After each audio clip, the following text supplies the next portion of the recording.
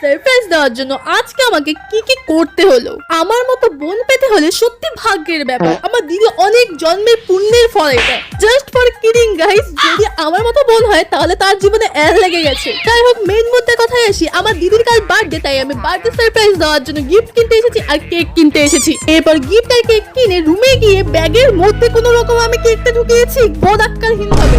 জানতাম কেকটা নষ্ট হয়ে যাবে এত সুন্দর কেকটা, বাট তাও ঢুকিয়েছি লুকানোর চক্করে। এরপর এসে পড়লাম আমাদের এখানের মদন মোহন বাড়িতে। আমার দিদি আর মা এখানে পুজো দিতে এসেছিল। ওরা তো এখানে অঞ্জলি দিচ্ছিল আর আমি এখানে গরমের মধ্যে অনেকক্ষণ বসেছিলাম ওদের জন্য। ঠিক আছে, মাঝে মধ্যে তো কম্প্রোমাইজও করতে হয়। এরপর আমরা ডাইরেক্ট চলে আসলাম শাড়ির দোকানে দিদিভাই বার্থডে গিফট নেওয়ার জন্য। কিন্তু অনেক দোকান ঘোরার পরেও ওর কোনো শাড়ি পছন্দ হচ্ছিল না। একবারে কি ওর কোনো কিছু পছন্দ হয়? এরপর কস্তে সিস্টে ওর একটা শাড়ি পছন্দ হয়েছিল। তারপর অল্প খাওয়া দাওয়া করে পর বাড়ি চলে আসলাম আমরা। এখন আমার চ্যানেলকে তাড়াতাড়ি সাবস্ক্রাইব করে নাও। আজকের জন্য টাটা।